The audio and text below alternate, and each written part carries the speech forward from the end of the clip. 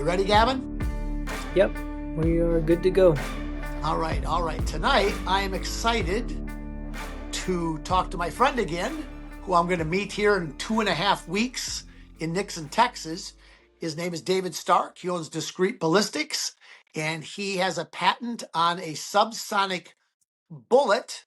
And tonight he's going to explain to me, I'm the anatomy hunter supposed to know this, he's going to explain to me the difference on how an animal dies shot with one of his subsonic bullets versus possibly a regular bullet versus a broadhead. And so everybody knows he's coming to Texas. We're all coming to Texas, and we're going to study pigs in real time that he is going to shoot with his subsonic bullets, and that hopefully I'm going to shoot with my broadheads. So it's going to be really exciting. Yeah, that will be fun. It's coming up soon. When we were planning it, it was like, oh wow, it's so far in the future, but it's finally coming up. Nice to see that. But yeah, I mean, I think as far as broadheads, I've never killed an animal with a broadhead, so I can't really speak. I can speak to how bullets kill animals. Yes. So maybe you can educate me, Brian. You and Gavin can educate me maybe on how, and I know that's how we're going to be looking at that a lot in Texas as well, but how broadheads kill. I think the goal with any projectile is to, in killing, is to create blood loss. That's something that I've always maintained. Sure, like a central nervous system shot, that can turn the switch off without a doubt, without, significant amount of blood loss. But typical big game shooting, behind the shoulder, in the vital organs, non-CNS, it's a game of how to get the blood to, how to start the blood loss soon and quickly. And what I've always maintained with bullets is, it's what that bullet, in whatever form it is, whether it's a massive expanding bullet like what we do, or even just a, maybe like a fragmenting bullet. How much of that surface area of that bullet is contacting vital tissue, and how much blood loss does it initiate?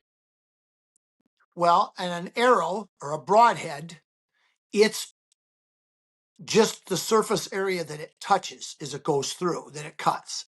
But on a bullet, you have different dynamics. Now, if you want, I could start out with the 4 basic ways that an arrow can kill. Sure. I did a reel on this a little bit ago. I wasn't thinking about that tonight, Gavin, so you can correct me if I miss these. One is blood loss. Of course, that's the obvious one. The other one has to do with a specific type of pneumothorax or lung collapse, because there's different types, but the one is called the tension pneumothorax. And what that does is when the lungs collapse, and if you want, we can get into detail how it works physiologically, but the lungs collapse in such a way that it puts pressure on the heart, so the heart can't function. I call it a heart attack. It's not a heart attack, but the blood cannot come back to the heart. Right. So therefore, the heart cannot pump it back out. So even though it's done from a pneumothorax, the actual cause of death is, yes, lack of oxygen, but it's actually from the heart, which is kind of interesting there. And the other one, of course, the central nervous system, as you know, which is more prevalent in a bullet, because a lot of arrows will hit the spine and not sever the spinal cord, where a bullet's generally going to have the shock to it, is going to do it there. And then the fourth way, if I'm on the fourth one, is if they're shot in the guts, they actually get poisoned. They actually get... Yeah, and then sometimes, and again, the bigger the broadhead, the more the contents that's there, the quicker it's amazing. Supposedly, some bigger ones, these monster broadheads, they'll end up dying quicker. And they actually, according to the dog trackers, they'll die quicker from a shot of a broadhead through the stomach than it will through the intestines, which is very interesting to me. Why that is, I don't know. But it's just off from a septic shock. Right. That's a form of poisoning. So we've got poisoning. Yeah. We have blood loss. Like if you shoot them through a liver, the liver supposedly has more blood concentrate in it than any other organ. So the first doctor that I met with, an anatomy professor from the University of Minnesota, when I took my organs and my research to him to have him show me where I was wrong, he wasn't a hunter. And he said, why would you shoot them in the lungs? I tell him the lungs is the perfect shot for a bow hunter. He goes, why would you do that? There's more blood in the liver. Why wouldn't you shoot for the liver? Well, since he's not into the physiology of death being a bow hunter, Yeah. he didn't, at that time, he didn't register about a tension pneumothorax, which has to do with blood loss, but it also has to do with lung collapse. And that's the question I had, David. I've asked a lot of medical professionals. I don't know if it can be answered, but when they die, when they're shot in the lungs, it's a combination of a number of things. So it's blood loss Right. and or a tension pneumothorax. But is the cause of death more of the tension pneumothorax or more blood loss?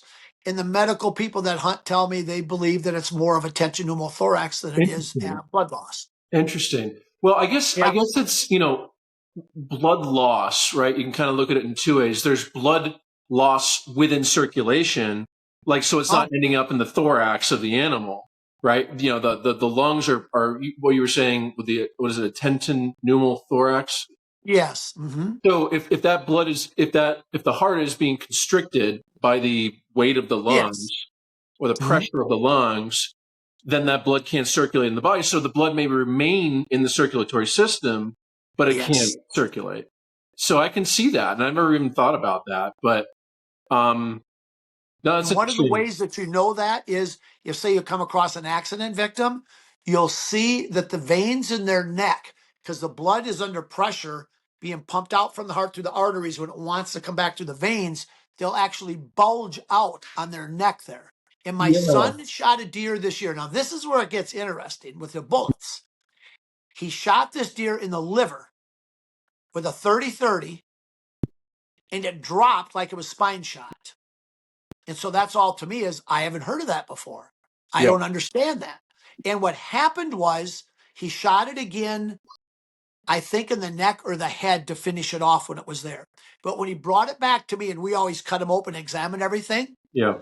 Two things I saw that were shocking to me. The veins were distended. They were bulged. They're just bigger than I've ever seen them before on the dead animal, which would make me think of that tension pneumothorax, but he didn't hit it in the lung. And literally in the body cavity, after it's cut open, we gut them from the side, you'll see in Texas, not from the stomach, so then we can see everything flat. It's really neat. There was blood gurgling like a fountain, like a well, gurgling inside this deer there. So, and that was shot in the liver. So, and again, that has to do with you and how a bullet does that, how that worked, and what the shock was and how it dropped. So, I have questions on that. Yeah, I looked at some pictures recently of hearts and lungs that had been impacted by broadheads. I think they were, a fixed blade, so maybe a smaller wound relative to like a mechanical. And obviously you're slicing the tissue of the lung more than crushing the tissue, which you would be doing. I mean, crushing and almost like a chop of the tissue with our projectiles. Our projectiles are very sharp, but not in the same way that a broadhead is. So I think it's more of a chop with ours than than a slice. And so what I'm as you're talking, Brian, I'm thinking like, well, maybe that chopped vital tissue generates more blood loss compared to more of the slicing of the lung, and then maybe that's why the medical professional comments are not advocating, but suggesting that might be more of the cause of death. Now, I wonder, Gavin, because you're the one that's got the experience that I know shooting all these hogs. If you shot a pig, and we have a chance to do this experiment down there, through the lungs, like primarily, I want you to shoot one in the head or neck, wherever Gavin says to do that, so the lungs are intact, so we can inflate them and shoot arrows. That's a separate one. But if they're shot, Gavin, with his bullet through the lungs at the exact same spot my broadhead would shoot through, and let's say a given broadhead, because broadheads vary, so we have something there, what's going to die quicker? Which cause? I think that'd be hard to quantify. Well, Maybe but over what is it 100 that you animals know? would be something. What do you know with all? Because Gavin, you've shot around thousands of pigs with rifles. Yeah. I don't have an answer for you. Yeah. What is your hypothesis? Because you have enough experience to have an educated guess. I mean, but there's a lot of factors. So we have David's gun might be a little bit louder, even though I know it's super quiet. That could play a factor. It might scare it. They might run a little further. If your broadhead is sharp enough, they might not feel it at all, and it zips right through. They run 20 yards and they stand there. I don't know. I think that's something we need to test. Yeah. Yeah, I would say David, that you've shot too. a lot of pigs. How far does a pig shot through both lungs generally go? Well, they can go further than heart shots. Yeah. So I've seen him go 100 yards. I've seen him go 200 yards. I've also seen him drop where they stand. It's so unpredictable. And like Gavin was saying, sorry, the light is just terrible here. I'm going to switch over here. No worries. Sorry about that, guys. Now, while you're doing that, the pig that I shot at Ted's Ranch, Gavin, Okay. I shot through the heart and I paced it off. I paced 23 steps is 20 yards, so I paced it all off and I divided it by 23. That's how I got my yardage. Very scientific. But I paced it off at 150 yards. And I was talking to my surgeon, who's a bow hunter, because I just had that surgery. He said you can take the heart out of a human, like I know you can out of a fish, and put it on the table, it'll still keep beating. So just because you hit the heart, if it's the muscle of the heart, that's not affected blood loss. It's a separate thing, which is why we go for the top of the heart where the blood vessels are. Well, and I wonder if that's any similar to like when you're cutting up an animal 20 minutes after you shot it and all the muscles are still twitching. I wonder if that's or if it's related in any way. So, but anyways, back to what your question. I do think David's projectile will have more damage just because he's spinning it so fast and it's a 3-blade. But as far as them, is it going to spin as it goes through the animal? Yeah. How much? Because if you're familiar with single bevel broadheads, David? Yeah, I'm familiar with them.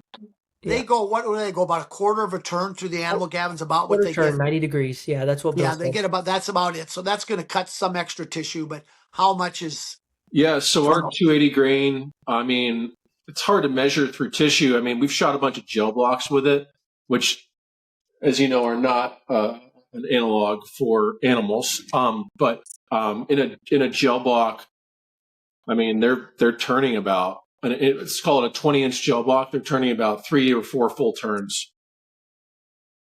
So that's a lot. That's a lot of additional rotational kinetic energy, or rotational force, really. So you have the lion's share of the force is the bullet pushing linearly through the animal, but because you have these pedals on the projectiles, and I have one right here.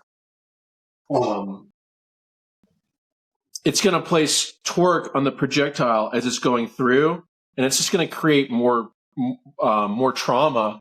Cody, our buddy Cody Greentree, or Greentree, I forget his last name, but Greenwood made the same mistake. He has a formula called sum of laceration, and he and I talk a lot about that. And I think that it just takes a lot of time to do. You really got to get your head in these animals, which is fine. I mean, we've all done that. But I think that's kind of like, I think that sum of lacerations in vital tissue, that's really going to answer this question in terms of like, well, what's going to kill the animal faster? I mean, yeah, there's going to be outliers where, the bullet, and this is what Gavin was saying, like the bullet hits in the same part of the lung. It expands. It does everything it needs to do. and that the animal still runs 200 yards. And then that same animal can get hit with a broadhead and go 10 steps and collapse. So it's just, I don't want to say it's a crapshoot, but I just don't think there's enough data out there to really say definitively what's going to happen. And that's part of why we go to Texas, right? That's part of what we're going to be looking at. Sure. I can give you a little bit of a story there. I had a guy send me last week some pictures of a deer he shot, and he asked me what happened. He had deer biologists look at it. They didn't know. And the question is the meat safe to eat? And so here's the story. And I'm going to do a reel on this, Gavin. We're just too busy. But what it was, the deer went 30 yards. It had jelly inside it, and he'd never seen it before inside the meat. And so was it okay to eat? And then he asked me what happened. Like the biologist jelly, like Jello. That's what he called it. That's what he called it. And he squeezed it. It was gross, like squeezing a pimple. Gross. So he did that there, and then he had a picture of the lungs, picture of the deer, went 30 yards, and he asked what happened. And I kind of laughed because in this situation, it was really pretty easy to see what happened because his lungs were still partially inflated. In the hole that was in the lungs was a big hole. It wasn't a slice. Because see, you'll see when in Texas, we try to reinflate the lungs, depending where they're hit in the lungs determines whether I can inflate them. If they hit any of the bronchial tubes, which your wife is an expert at that, is for people that don't know, your wife is a nurse anesthetist. That's right. So if any of those tubes are there, when we put a tube in them to inflate the lungs, the air escapes out, right? Sure. So that's what comes. The closer you get to the heart, the bigger the tubes are where they keep bifurcating. So in this situation of this deer, the lungs were still partially inflated and the hole in the lung was big. If you take a broadhead and you just slice through it, you can inflate the lungs and that seals up enough that they'll still inflate. Interesting. But in his situation, it was a hole and the lungs were still intact. And I said, how far did it go for the deer died? And he said 30 yards. So double lung 30 yards is really quick. And it had this gel that was in the meat. So he didn't know if he could eat the meat. So I haven't done the reel yet because what I'm going to do, Gavin, I'm going to do the reel first. I'm going to say, here's the situation. Here's what happened. Here's the picture of what happened. And I'm going to ask people first, what do you think happened? And I'll say the clue is in this photo. And I'm going to show the photo of the lung with the hole in it. And what happened there on this is really simple. It's a perfect example of the tension pneumothorax because when you have the bigger hole there, remember, we think of the air getting into the lungs to collapse it because it collapses the lung from the outside of the lungs in the lining between the lung and the ribs, that pleural space. That's where what breaks that's what pushes the lungs down. But also remember, when your projectile goes through the lungs, the faster the animal runs, air comes through our breathing and it gets in through the lungs to the outside there as well. So he had that big hole there. That allowed that air to come in there. The lungs were still intact, showing they're hard. So that just put pressure on that heart right now. So that showed you're not going to have blood loss in a deer running it in 30 yards. Yeah. So that just shows what I wouldn't think even a tension pneumothorax could, but it did in that case. And then his jelly that was in it was nothing but congealed blood because the blood pressure died so quick. There's still blood pressure left in it. Just like if you shoot him in the brain, you have central nervous system. The blood, you talk to a butcher, they'll have you squeeze the meat and you can still get the blood out because they didn't have a chance to bleed out. Right. And I mean, I'm no lung expert by any means, but like I would think that fluid accumulation or blood accumulation within the lungs not helping anything either. Right. I mean, that's another part of a hemothorax with blood in the lungs and then blood in the lining there. All of those all add up to the cause of death. Right. Yep. That's right. So yeah. Now on your bullet that's spinning, if I understand that, they've got broadheads that are serrated. And I was told by a group of hunters that come to the ATA every year years ago, and they hunt deer in Virginia, I think, in the city. So they had to do a test on the broadheads, which one's going to kill them the quickest, because they don't want kids riding the school bus coming home and see a deer wounded running through there. And they told me their serrated broadhead was the #1 quickest kill broadhead there was. So I shot a bear with it, and it was a small bear, and my broadhead never hardly went through. And so what I found out from talking to people that are experts in this, that serration really slows the broadhead down, which really surprised me. But it cuts more tissue, so it bleeds more, so it causes a quicker death. So I'm assuming the spiral is your bullet is making the hole going through. It's also lacerating all that tissue tremendously, I would guess. Yeah, it's kind of like, I mean, it's like almost like coring an apple in a way. You know, coring an apple would be like, or a pear or something would be like you're literally just, you have a circle and like a cookie cutter pushing it through. But you're increasing, you're increasing the diameter of that wound, I think, and just removing more tissue. And like, again, like, there's so many things to do to quantify that I haven't done yet. But anecdotally, and just cutting open dozens of animals that I've shot with these bullets, like, you can really see the difference. And like, that's even, that's distinct from supersonic bullets too. Like Gavin's a big fan of the Discreet. So that bullet that's a smaller diameter bullet. I mean, obviously it expands. Some of them will even fragment depending on the velocity that it hits. But the way those kill is it's more of kind of like an explosive action where you just have this massive, I'll call it a dump of energy where, that bullet is pushing a lot of tissue out of the way, right? It's not necessarily cutting it. It's pushing it out of the way. The fragments are cutting it, but it's cutting and pushing and stretching. Whereas ours isn't really stretching. It's more of just like a blender effect, if that makes sense. And I think the broadhead is like I don't want to say one step down from that, but it's like the diet version of that, right? It's like where it's more of a slice, more of a cut rather than a chop. And I know I've said that before in this podcast, but that's just kind of my intuition with the wounding mechanism. Now, what about when you see these things where the bullet goes in ballistic gel and it makes this great big bulge there? Yeah, it's called a temporary cavity. Yeah, it's a temporary stretch cavity. And what the ballistics gel is meant to do with that, it's meant to give somewhat of because tissue is elastic, like it's meant to give somewhat of a idea of what a tissue's doing. But as we discussed in a previous podcast, ballistics gel is designed to mimic muscle tissue. So yeah, I mean, you shoot a hog in the ass, then yeah, you might get a similar effect. But if you shoot it in the thorax, I just don't see it. I don't see a similar effect. I mean, yes, once you get through the thoracic wall, you get into the vitals, you get into the cavity, you might with a supersonic bullet like a Discreet, you'll see that stretch of these vitals, but it's not going to look like what you see in gel necessarily.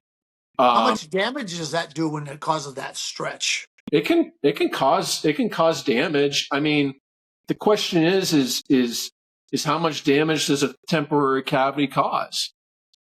And that's a very hotly debated topic. I tend to think that the permanent cavity is much more important with wounding. I think that one thing that can happen is as the bullet is cutting, creating that permanent cavity, and there's a stretch effect, maybe it can shear the tissue a little bit more. Again, speculation. I'd love to just be a fly on the wall or the rib cage and see what's happening during all this stuff, but alas, we don't have that technology yet. Hey, Gavin, how's this for a crazy idea? One thing you find about me, I got a lot of ideas, and Gavin's on every idea. No. So what if we did this, Gavin? Say you shot that pig in the head, so the lungs are still intact, right? Yeah. we took the back side. So you've got the pig there. We hang them up on our meat hooks. Okay. We can take the stomach out and all that if we want to, and put some clothes in a garbage bag there to kind of make it look okay if we don't want the stomach to get messed up with bullets or anything, if that's a concern, or it's warm out, something like that, right? Oh. But what if on the back side that you couldn't see, we took the ribs and cut the meat off the ribs and cleaned it like we do when the lungs are deflated so we don't damage them. And then when we inflate it, we had a camera on that. You'd literally see that bullet coming through those inflated lungs and the arrow as it's coming out. That'd be cool. See, my whole deal, see how you're laughing? I want to have fun down there and do crazy things. All these guys I'm working with, that's not scientific. You can't repeat it. Chill out. Let's just do some stuff and have some fun. That's going to be cool, and we'll learn something, and maybe we can go back and come up with a scientific, repeatable thing. Yeah, iterative. But iterative that's a good approach. idea, Gavin. What do you think of that one? Now, Gavin's on camera now, and he can't get mad at me now. So what do you think? That'd be cool. We'll do it. Here, I'm going to show a picture. Let's see here. Yeah, so another thing that can happen, Brian, is, and I posted about this the other day, is with our bullet, it's not like it just immediately when it hits tissue, it just creates this shape, right? Yeah, that was my question. How does that shape take place? Yeah. So what happens is it's like it balloons, right, as it's going through the tissue. So I got a customer actually who killed a ram, I think in one of the Carolinas or something, and the entry to the anterior, it was broadside, so the entry to the anterior lung was kind of like a small triangle, like the bullet was just initiating expansion, and then the exit out of the posterior showed a much larger triangle. We don't have measurements on it. I didn't ask him to measure it, but that just shows that the bullet was expanding in that lung tissue, which is kind of cool. That even lung tissue, which has much less density than muscle tissue, I would say, right? Would you agree with that? Try me again. The lung tissue, less density. Yeah, it's a giant soft sponge. Yeah, right. It has air pockets in it, essentially. Sure, right? Of course. Yeah. What do they call them? Filiae or alveoli, I believe. Yeah, that's right. Yeah. So that's kind of cool that we were able to get to show that the bullet can still expand, even in tissue that doesn't have the density of like a ballistic gel, for example. Yeah, it's going to be interesting. If we could inflate the lungs with a bullet, you'll see the difference of what your hole looks like in your damage on a deflated lungs versus an inflated lungs. But the closer to the heart you get, I imagine a pig's like a deer, that the major trachea comes and it bifurcates right above in the back of the heart. Yeah. So that's the deal with actually wanting to inflate him. If you did shoot him in the lungs to see what it is, we'd have to shoot him back farther, which one of my questions, Gavin, is this. How far back do the lungs go on a pig? That's what one of my things, and we measure by the ribs where they're hit. So that's what I'm going to be I want to push the envelope how far back I can go. But the problem is they breathe in and out. Hold on to them. What's that, Gavin? I said I've got some pictures of that already, but we'll hold on to them. I've sent them. Yeah, you already know that personally, don't you? Yeah. So yeah, I mean, I've got videos where someone, when they were hunting with dogs, they stuck them a little bit too far back with the knife, and the lung is actually coming out. Interesting. Yeah, and yeah, they're cool. We can't show them, but Brian's seen them. And then that's actually on a live pig. Yeah, and then unfortunately, I can't show that picture, but I was going to show David. It's a pretty cool picture. So when I went to I went from a VMAX bullet to a solid copper bullet that Hornady makes. And the first deer I shot with it, the heart was actually split into 3 parts, and 2 parts of it were at the bottom, and what was left was just kind of attached to the pericardium and to the lungs. Yeah. What would we consider that? Would we consider that temporary or? Well, that's an example of that temporary cavitation shearing that tissue apart. Yeah. Right. So, yeah.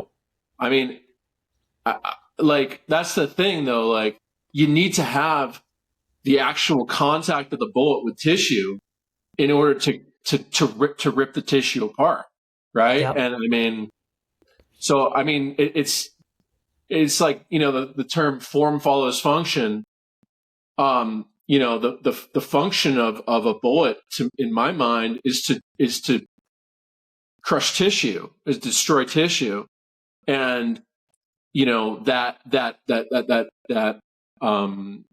pressure wave coming off of that is going. I mean, it's not going to. It will help that. But you know, and I'm not saying it's insignificant. I just think the permanent cavitation is more significant when it comes to wound. So, and subsonic bullets don't really have the temporary cavitation. So you got, you know, and then that's, one could say that part of why we have a bullet that expands so large is to kind of compensate for the lack of temporary cavitation. And I think we've done a pretty good job with that. Sorry about that. Would you argue that there's less meat damaged when hunting with a subsonic? Is there less bruising, less damaged meat? Yeah. Yeah, Okay.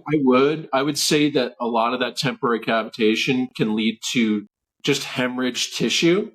So, like, let's say you get a high shoulder shot, you know, you get the top of the lungs. That temporary cavitation can damage some of the back straps. I've seen that happen. Yeah. Certainly, shoulder meat can be. And also with a bullet, like, so for example, like a burger bullet, you know, burger bullets, Brian, they're very accurate bullets and excellent bullets, but the way they wound is they fragment. They essentially turn into little grenades. And so you can imagine, you know, it's not a solid copper bullet, it's a lead core bullet with a fairly thin jacket, copper jacket. So when that hits an animal, you know, it sometimes they don't. You know, let's say it slips through a rib and doesn't hit a lot of massive tissue. Sometimes they don't expand, but a lot of, you know, sometimes, most of the time they do. And you can imagine all those little lead particles in the animal can damage, you know, radial to the actual wound track can really damage a lot of meat and make a real mess. And you know, kids are really susceptible to lead poisoning. So you got to be careful with that. I've seen some X-ray images of deer that have been shot, and you know, it's an absolute mess of lead not just in the immediate wound tract, but all around the animal. I mean, you got to think about how these little fragments can just vector off the wound path. It happens. It's one of the nice things about solid copper bullets is typically they hold together a lot better. And if part of the bullet does shear off, you know, you're not worried about, you know, copper poisoning if you ingest it. So your bullet, when it goes in, how far does it go in before it does its expansion? Because they have some broadheads, David, that will go in, or the mechanicals, they'll go in and the blades slide backwards automatically to cut. There's other ones that they're forward and they flip around like this backwards. And they claim the fear is that they'll go into the animal so far or too far before they flip back. So then it makes it a real small hole. Yeah. So what causes yours to open up? I know you have a patent on it. So yeah. It has a hinge point along the meat plat, and that basically what that does is when that comes into contact with the thoracic wall or even just the outside hide, and as it's going through the thoracic, assuming it's a broadside, you know, behind the shoulder shot, that hollow cavity in the bullet is going to fill with tissue. And by the time that bullet punches through the thoracic wall, it's already begun expansion. So anything else it contacts, lung, heart, you know, connective tissue, it will just expand even more. and that's what's going to create that cutting and that chopping in the vitals. Does that answer your question? Well, no, it's how far in does it generally go in before it does it? You're saying it starts right off the bat. Just the skin itself will make it start. It's a progressive process. It's not just like a light switch, right? Like where it's, touches the deer and then the switch goes off and then it's fully expanded. It needs to have that tissue to initiate the expansion, which I would imagine is similar to a mechanical broadhead, right? It needs to contact tissue in order for it to deploy, or whatever terminology they use. Well, wouldn't we be able to take a look at a lung and take a look at the entrance side where it came in and see the size of the hole there versus where it went out? And yeah, I literally have I don't know if I can share pictures on this, but let me see. Okay. Yes, we have pictures of that, Brian. That's what I was talking about just a couple minutes ago, is a smaller hole in the anterior lung, which shows kind of like a beginning stages of the bullet expansion. And then going through the anterior, entering the posterior, and then exiting the posterior, it's, 3-4 times the size. Okay. Because you should be able to see it when it comes. I would think we can look inside the rib cage, see the size of the hole there. Yep. And then the lung that you hit going in, what the hole is there. And then when it exits the front side lung, the hole there. And then where it exits the backside lung. Yeah, absolutely. And that's what we have photograph of that. And then also, if the bullet does exit, and a lot of people ask, well, do your bullets exit? And it's, they do. I would say it's like a 50-50. Obviously, the smaller the animal, the higher chance it has of an exit for, broadside vital. But oftentimes when it does exit, it's not going that far, so, for example, you shoot an animal with a 300 Win Mag, you hit it at 2,500 feet per second. That bullet exits, it's still going probably 1,800 feet per second. With ours, and we've seen it on thermal because the bullet has a heat signature, it's like, it's like rolling dice. You the bullet just like comes out like if you're shooting dice or something. It's kind of cool. And then sometimes the bullet will hang up in the rear hide, almost like a grappling hook. So it's really easy to extract. So what's nice about our stuff is it's like a really efficient use of the energy. Transfer. Yeah, it's like the perfect amount. And another thing, people will be like, oh, well, if it doesn't exit, you're not going to have good blood trail. That's not necessarily true. The way our bullets are designed, they have a very large open tip, and they almost act as like a hole punch in the entrance side. So there's a vector for blood to come out the entry side, and I've seen that. So obviously, you get the bullet in, it expands, you create a lot of trauma. Even if you don't have an exit, you still have a lot of blood coming out of the entrance, which is kind of cool. Oh, you do? Yeah. Now, what about hitting a rib or not hitting a rib? I presume that would make a big difference as far as the expansion. Yeah, it can. Yeah, any projectile, like whether it's a broadhead, one of our bullets, or a supersonic bullet, any hard tissue is going to have an effect on the projectile, right? It's hard to, you can design a projectile to deal with bone better, but generally speaking, they're not going to expand as well. It's a trade-off, right? So I would imagine that's similar in broadheads, right? Like, there's probably broadheads that deal with hard tissue better than others. And then the thing with broadheads that we're going to be testing, which I could ask you on yours, what about deflection? Does a faster bullet deflect more or less than a subsonic? A smaller one, a bigger one? We kind of touched on this in our first podcast, I think. I can't say for sure. I would think that, again, anytime you hit something hard, a rib bone, for example, let's say on like an elk or a moose, something substantial.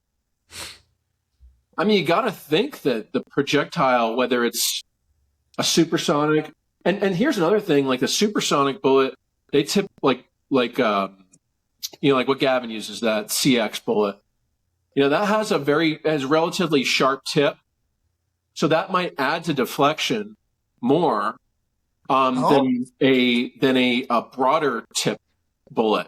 Isn't that interesting? Because on a broadhead, it's the skinnier, pointed, sharp one. Because I ordered today some Grim Reaper broadheads, and one of their main features is they got this real small triangular head that's going to pierce into the bone and penetrate through without deflecting, by theory at least. Well, I mean, think about that though. Like a bone, like a rib bone's kind of, I mean, yes, it's kind of flat, but it's also kind of curved, right? If you look at the diameter of it. Yeah, yeah. I mean, what if you have a glance on that? Like, I don't know. Right. Yes. I mean, yeah, maybe if it's a straight on shot, but you can't, I don't care how good of a archer you are, you can't aim to hit it like straight on, I mean, I don't know. I'm not a broadhead guy, but it just trying to visualize that. Well, what you're going to see down there, which is really neat, David, is Corey Haas has made 3D printed ribs. Oh, cool. In a holder. So we're going to be able to shoot different broadheads in a machine that's going to be controlled at different angles with the express purpose of checking deflection. Okay. So that's going to be very interesting. What would be really, I'd love to compare what the 3D printed ribs with actual ribs and to see, because yes, yeah. I've been talking a lot with a customer of mine who's a trauma surgeon, an orthopedic trauma surgeon. He puts people back together after they've been shot, and he's been teaching me a lot about bone anatomy. And I mean, a bone is an organ. It's a living organ with like, the marrow is like a sponge-like substance. It's a living organ. So it's just, I think it's like, it's a similar thing to comparing ballistics gel to like actual living things. Like, and I'm not saying that's not a good test. I'm just saying, like, I always, my instinct is to always compare to the actual thing that's being shot rather than a simulation. Sometimes you can't, and a simulation's all you have. But my instinct is trying to just be as realistic as possible in testing. Let me ask you this, David. If he's got those deflection ribs down there, what could you use for a backstop if you shoot your bullet at, say, 45 degrees into his reconstructed ribs? What could you have that could catch your... Just a level 3, just any soft armor will catch our stuff. That's the thing. Can you do it without changing the shape of it so we could see what it actually did when it hit it? Yeah, I mean, the thing that, yeah, because even if you put gel behind it, then it would probably expand. So, I don't know. I mean, expand too, right? That's the thing, is the bullets just expand so well that anything you put, well, what happens with our bullets when you hit a ballistic panel, like what cops use, it kind of folds in on itself. It doesn't really expand. So you wouldn't really be able to tell what happened after a deflection. Well, what if we did this? What if we had the deflection and right behind it we just had 2 inches of foam, just a regular, and then behind that, whatever your stopper thing is, so we could see what it did after it deflected or didn't deflect. It's going to make a hole in that pink foam, something along that line there that it's still going to go through, no problem. And then something behind it to stop it, then that would change the shape. Would that tell you anything? I've never shot foam with it, but it might expand in foam. Oh, I'm sure it would. I'm sure it would.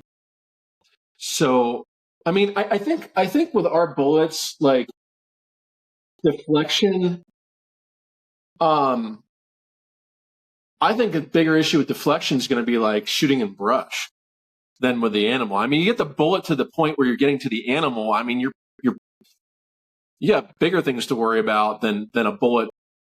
I mean, if that bullet is placed properly and you have a rib there, it's not like the rib's going to stop it. It might throw it off course slightly at a slight angle, but you're still right there, and you still got the vitals right there. And I don't really see as much of an issue. What happens with broadheads is if they hit them quartering away, and if it's a mechanical and they're closed, when they open, you can have one blade catch on the rib and hit that, and that can make the arrow kick. Yeah. You could cause that a deflection, but in that, once you don't have a straight line, your penetration on a broadhead can be terrible, which is why you will see on mechanical broadheads, a lot of people complain because they have these big bows. They shoot the animal and the deer runs away, and the majority of their arrows sticking out. Where if you use a fixed blade, like what I use, they zip right through with a lower poundage bow, but they don't make as big a hole. Right. So there's the trade-off here. Trade-off, yeah. I mean, the bullets are similar. I mean, there's trade-offs. I mean, I don't know, it's trade-offs with everything. Although I will say, one area where you kind of have a free lunch is with fast twist barrels. And we've kind of touched on this a little bit. Let's say you take a 1-in-7 twist. And Brian, I know Gavin knows what I'm talking about. Brian, do you know what I'm talking about when I say 1-in-7 twist? How about if I say no? That's fine. In simplest terms, give it to Brian. I'm not a judge. I'm not going to be judgy. Okay. Oh, so you can. I don't know.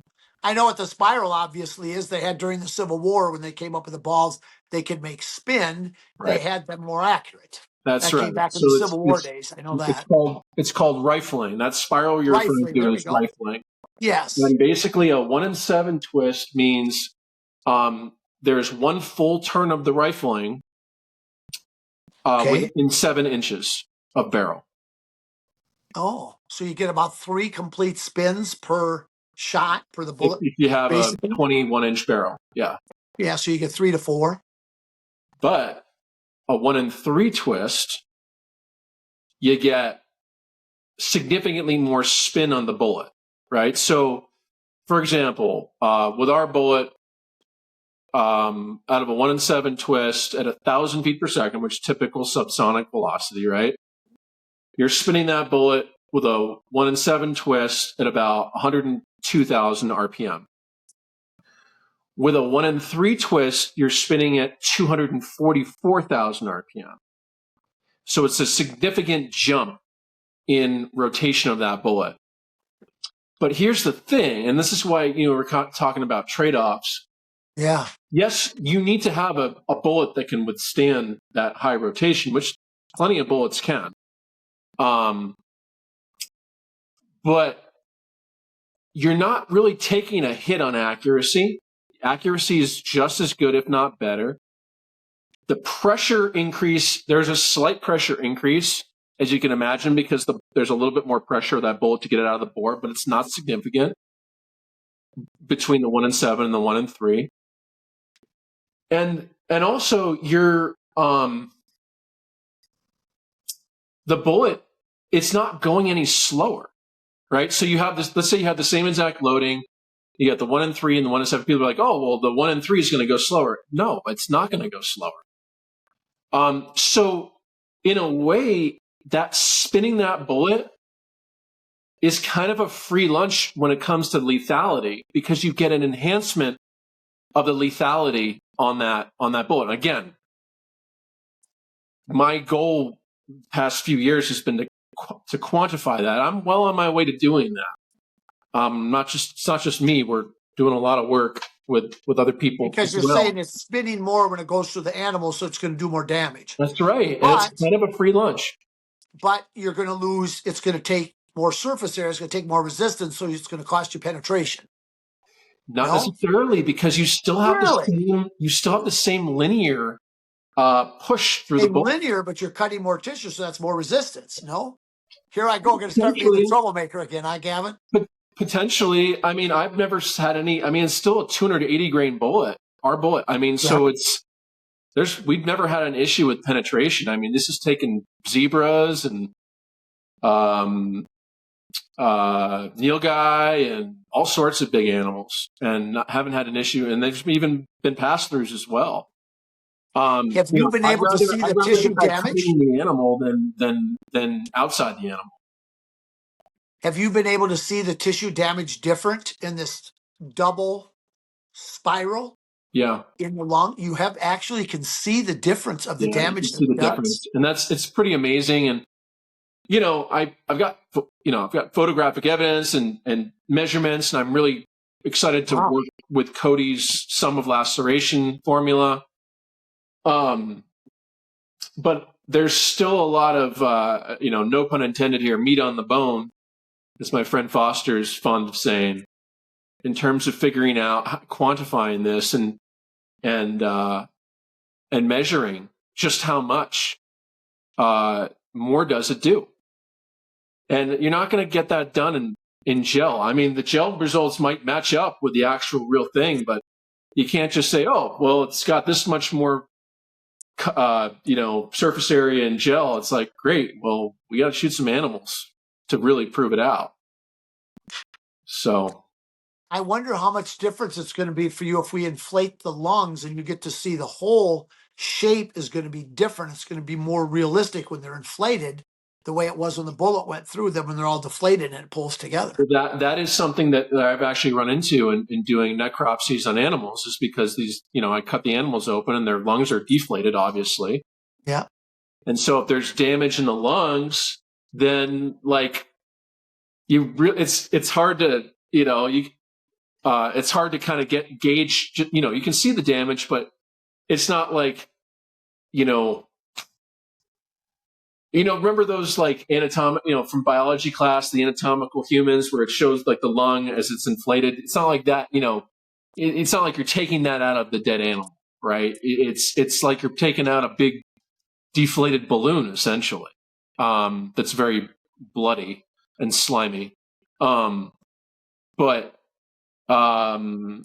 yeah, I'd love to try that. I mean, I think, like you were saying, we have to hit it in the right spot in order to get it to inflate. So right? here's another crazy idea for you. Okay. Really crazy. So we inflate it. Really crazy. Well, if we inflate it, we have a casting material that would immediately set that you could pour in that hole. Very cool. I love it. That you block it from coming out. And that, in theory, if the viscosity is watery enough, it's very viscous, it would fill your wound channel. It would solidify and harden. We end up taking the lung apart. You could have a reproduction in your hand of the damage that bullet did going through that lung. Or we could, what might actually be better is the heart. To do that with the heart. Well, the heart is, you don't have to inflate, yeah. Right. But if we have this right away, we just have to come up with an absolute quick set for something on the heart that's not going to have to be as big a deal. We can simply use Bondo. Right. In resin. That I can do. We can do that. We're going to be bringing that down there. Okay. And I will be, we have so many things I want to do, and I'm not getting prepared for it down there because we're so behind with our work.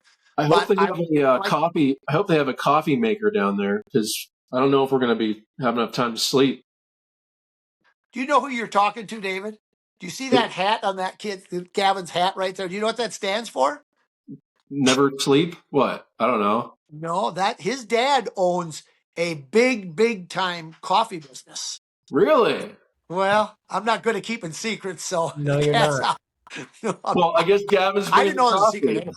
Yeah. I'm bringing coffee. Okay.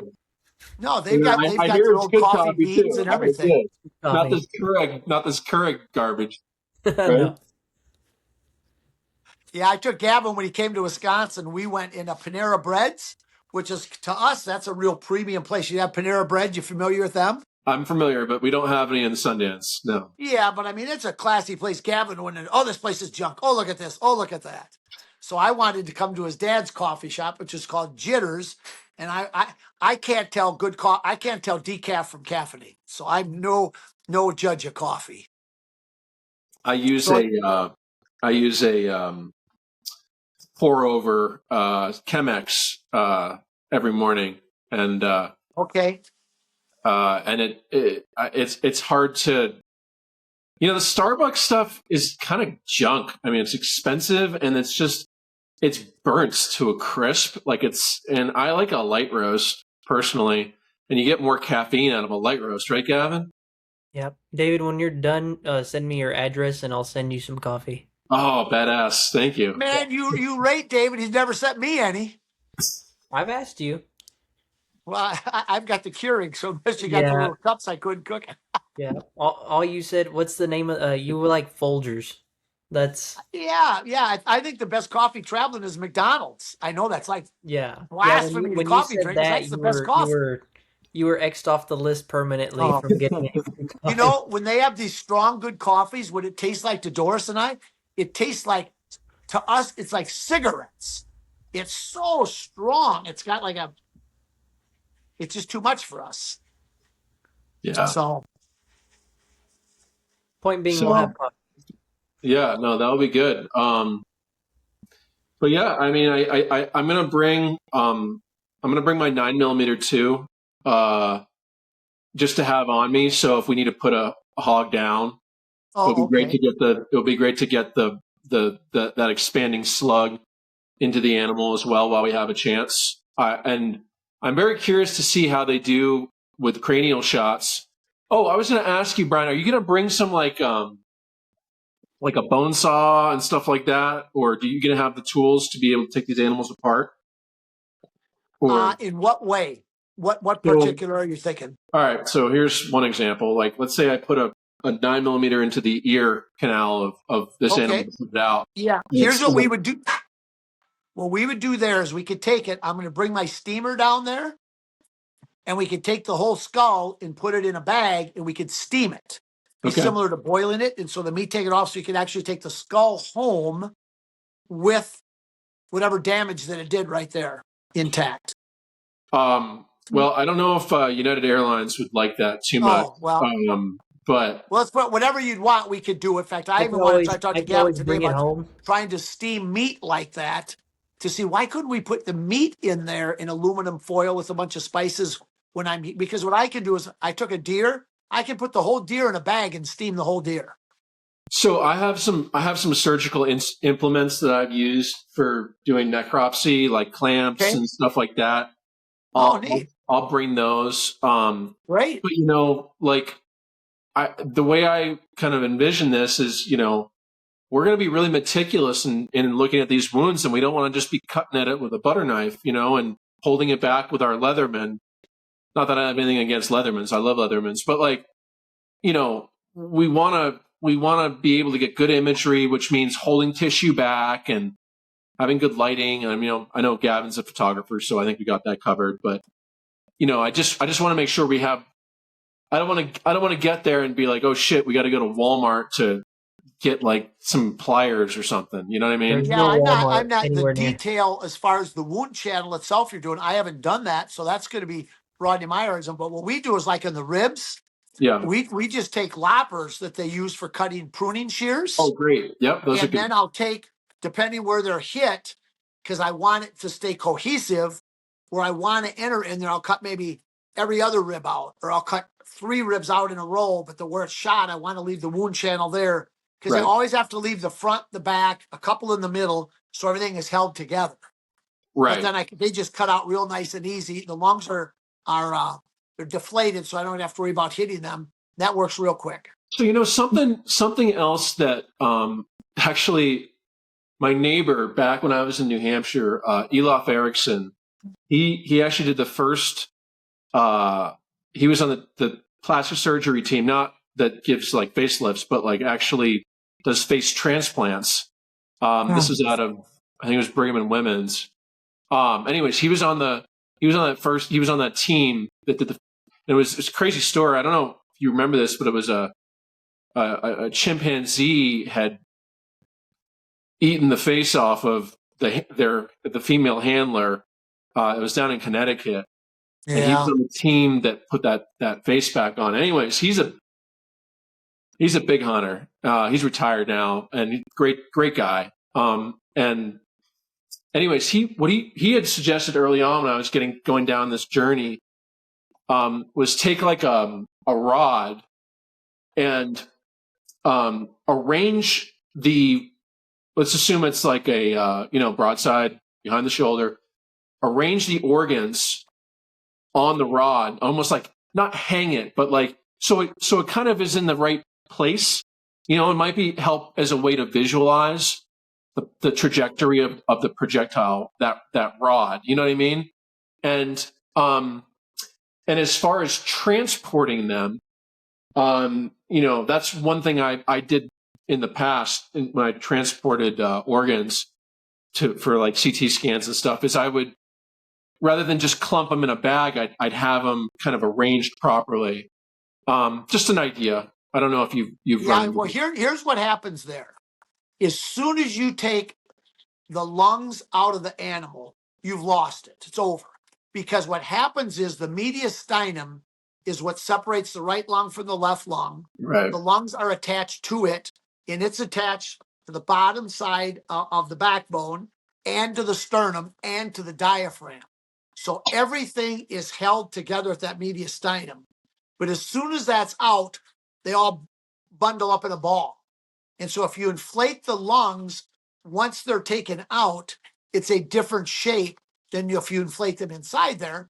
And that's because the mediastinum holds them in place and the lungs are attached to it. It's just like the liver's attached to the diaphragm in one particular spot. So if you take the shape of the diaphragm wrong, you're going to change the shape of the liver. Right. Yeah, no, it's just a suggestion that I've done in the past, but yeah. Well, that's why we'll jump into these and do some different things, and then we'll learn this, and we'll try this on the next one. Yeah. That's why I want to be there if I can 2 days ahead of time. I call Robert. In fact, he's texting me right now. Oh, yeah? Oh, so they're not going to let me come ahead of time. But I was going to try to come there 2 days ahead of time, see if I could film their hunts, see what they're doing, how they're doing it, where it would be that I would go to set up, because I'm going to set up 2 other bait stations there. Because I'm trying to take this as serious as I can, so we're not messing around having to get animals. We've got animals, so we can do the work we're wanting to do. Because what happens is you get so hunted down there, they're real leery about going to the feeders. Yeah. How many acres is it? They say 100, but Gavin checked it out. It's only in the 80s. Wow, that's not a big area. And there's 200 hogs in there. But they get hunted every single day. So they'll stand back downwind of the feeder, and if you're there, they've got you. They're not coming in. There's 8 feeders, so they're going to go someplace else. So you get people coming in there, and they don't get much. If we need to, I mean, we can shoot them, and then, I mean, I know for the testing, it's good to shoot the living animal with the broadhead, but we can always just be shooting the cadavers. If we need to. Well, I'm planning on setting up these 2 other bait stations, so that would give us 2 extra ones that haven't been hunted.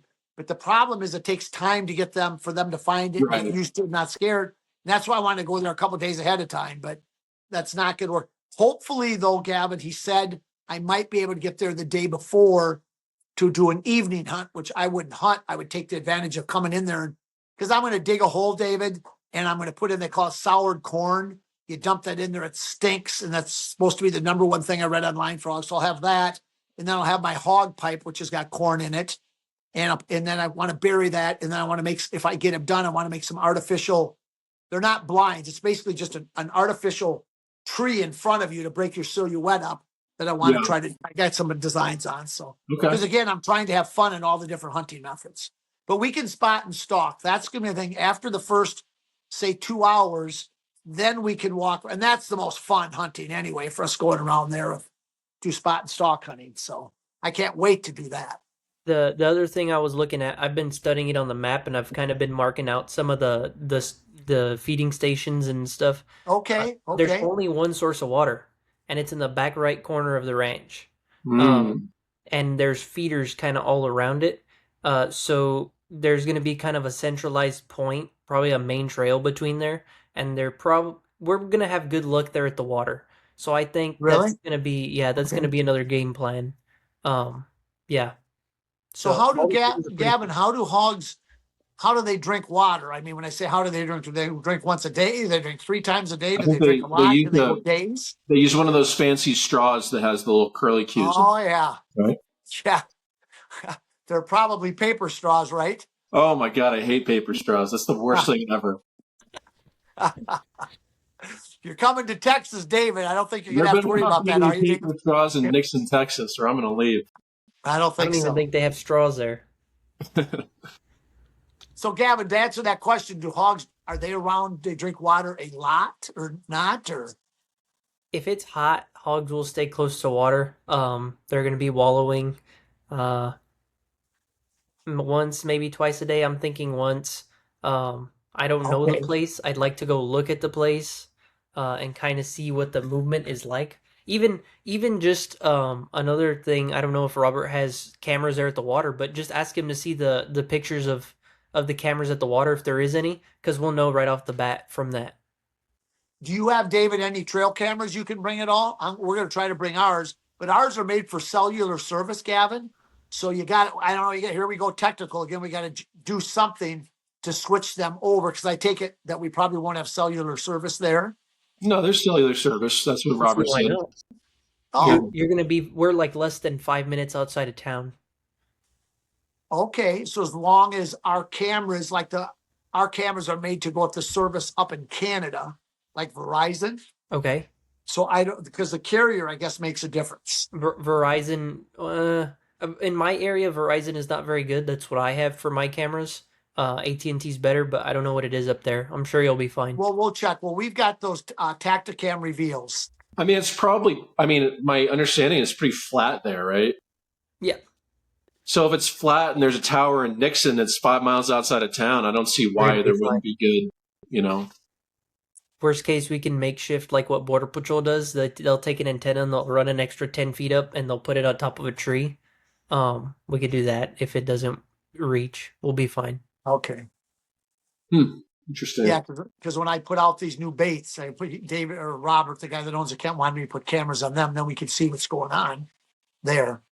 Yeah. I'd like to ask him if we have a camera at the water, because then we'll know more or less what times they're coming in. Okay. Well, don't be afraid to call him. I call him a lot. I probably spent close to an hour on the phone with him today, just asking questions, trying to get a feel for everything there on what I can do. And hopefully he'll come down there with us. Well, what's nice is that it's high fence, so we'll be able to recover them. Yeah. They're not gonna. We're not gonna have to track them down, spend a bunch of time, because that's, Gavin knows, like, that's one of the hard parts of hunting hogs is they run and then you get through thick brush and it takes a lot of the time, and time's a premium for us. So yeah, he said we're going to have a hard time getting them though.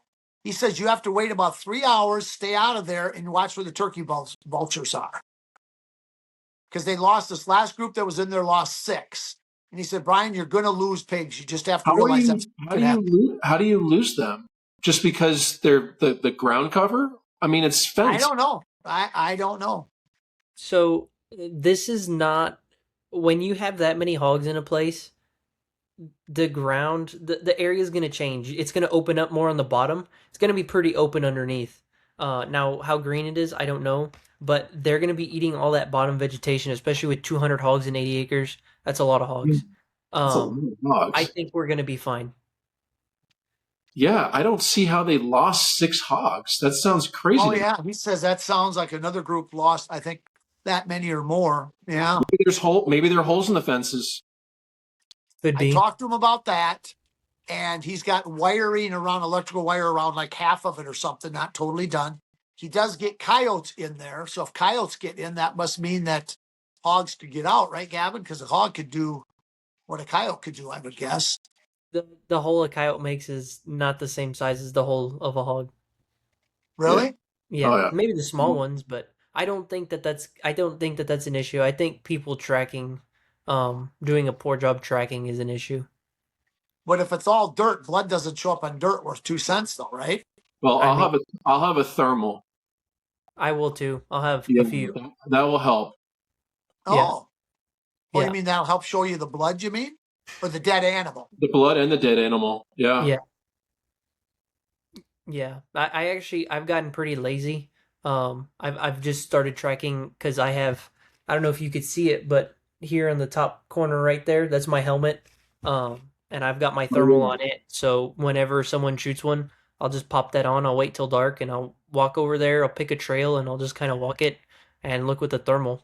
And I'm fine like really? that. Yeah, he said the buzzards are thick there because they have a place where they throw the carcasses. In just a couple hours, the carcass is cleaned up. But he says if you shoot one within 3 hours, the buzzards will be there and you'll be able to see them. This deer that we found with Brian Tanner, who you're going to get to meet, David, we found his son-in-law's deer that he'd shot 3 days earlier. We found it by buzzards. Just happened to glimpse on a far hillside, like half a mile away. Just one turkey vulture dropped down in the trees, which wouldn't be a place it would be. We went over there and there was the deer. Nature's cleanup crew. I'm a big fan. Yeah. Nature's best tracker. Yeah, nature's best trackers, or down here, it's eaters. Yeah. Yep, the black-headed turkey vulture down here is infamous for that. Yeah. Okay. He said they're really ugly, Gavin. They are, and they smell. They smell? Yeah, because all they do is eat dead animals, rotting carcasses. Yeah. Wow. Pretty amazing animals, though. I mean, the fact that they can digest. Yeah. These bones, these putrid animals. It's amazing. I mean, where would we be? We probably wouldn't be here without them, just because they eat all the diseased meat. It's great. Yeah. Yeah. And the sense of smell is supposed to be so great. They claim they buried a horse that was dead completely and put just one straw up there, and they could smell that just from that one straw. Amazing. Yeah, it sure is. Well, what do you think, Gavin? Have we covered our subject tonight? Did we do a good enough job for you? I think we've done an adequate job today. Good. You'll give us a C plus? No, a B plus. We've Well, done David, good. I'd like you to be thinking of different ideas. That's like my GPA. That's good. I'd like you to be thinking of different crazy ideas because I want to have fun and do different things. So if we think we could try pouring liquid Bondo down in a heart, have that harden up there. Hey, okay, that's something we could. Let's give it a try. Why not? Yeah, I mean, Bondo's not that expensive. Just I'll be bringing it down anyway. I'll have it all there ready to go. Awesome. I make what I call Bondo gel coat. Cool. All right. Well, I guess I've got one of those helmet mounted things as well. Gavin, I hate wearing it. It's so damn heavy. But maybe I'll just use it like as a handheld or something. I don't know. Is it a ballistic or a bump? It's a bump helmet, so it's not ballistic. So even that, I can't even imagine how heavy the ballistic ones are. So I have two. I just got a ballistic one. It's gonna be rough. I'm gonna have to work out my neck for that one. Oh man, why are you subjecting yourself to that? You should use the bump. It's a lot lighter. I have a bump and I run it a lot. When I'm guiding nilgai hunts, I love it because I just throw it on and I'm looking. Okay, I got one here, so I can grab all my stuff, tell everyone to follow me, and I can walk in without I can be looking down. I have a little admin light there, so I can be looking here if I have to. I can light up stuff, gun jams, and then I have my big light. I'm walking in with my pistol, and something's trying to stand up. I can shoot. I love it. So it's inconvenience because it's heavy. I have a setup with a PVS 14 and a thermal on one, so PVS and then thermal. I just haven't got it right yet, so maybe I'll bring it down. You can help me with it because I don't know. I wouldn't be able to run both. That'd be a headache. I kind of made it work a little bit, but it's just like you end up just focusing on that when you're out there to shoot hogs, and it's just like all it gets in the way, kind of. So I don't know. And this is another educated question for me. Do you only use them in the dark? You don't use them during the daytime? Night vision, yes. Thermal, it's pretty good. You just can't face it at the sun because you can damage the sensor. But I mean, if we shot a pig in the morning and it's warm out, it's going to be spoiled by dark. So you can't use these thermals during the daytime to go there to detect heat? Well, I mean, I don't know. I think there's still the detection is able to detect any differential in heat. Yep. So, the hog, I mean, you shoot the hog in the morning, when it gets colder out at night, you'll be able to see the differential if we're if we shoot them, how long do we have, Gavin, before they spoil? No, I mean, I've come back days later and still seen the same hogs in the field that I killed a couple days before from hundreds of yards out. But I mean, it's let's say I shot one in the morning and we can't find it, and Uh-huh. I want to have the meat on. How long is that meat good? Do we have like 2 hours to find the hog and the meat spoiled? It's hot down here. It's gonna be hot. So what I do we have? An hour or two? What do you got a smile on your face? What? How much time do we have? don't not long.